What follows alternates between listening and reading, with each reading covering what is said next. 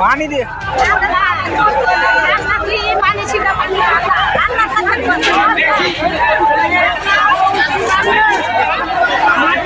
এখানে সকাল 7টা নাগাদ মানে আমি শুনতে পেলাম কি এখানে প্রচুর হারে আগুন লেগে গেছে।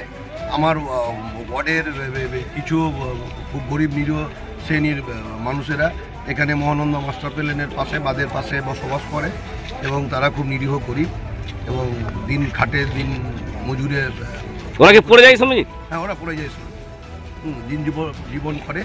এবং আমি 7টার সময় শুনতে পেলাম কি ওই ভুট্টার খড়ি নিয়ে রান্নাবান্না করছিল তারা, এই দিয়ে অ্যাসপ্রিট হয়ে প্রায় 11টা বাড়ি পুড়ে প্রায় ছাই হয়ে গেছে। স্যার কীভাবে লাগলো টের পাওয়া যাচ্ছে না।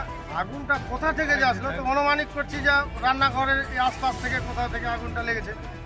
এরা তো সব বাইরে খাটা করে, এদের সোনা দানা টাকা পয়সা মোটামুটি ধরে নাকি অনুমানিক 20 লাখের উপরে এই সব ফেলা পেয়ে গেছে।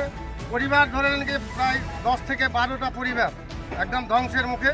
এদের কাছে না খাওয়ার পরনের না একটা থাকার কোনো একটা বস্ত্র কোনো কিছু বাঁচিনি, সব হস্তক্ষেপ হয়ে গেল, সব দানা পানি জ্বলে পুড়ে সব শ্বাস।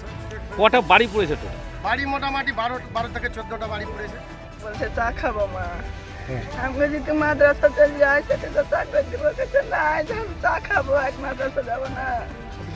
আমি বলছি চিনি চাপাতি লেগে বেটা লাইলো রে চা খানি করে আখানি মেয়েটি মেয়ে, আমি বলছি বেটা তোরা কাছে চা ভেজে দিচ্ছি।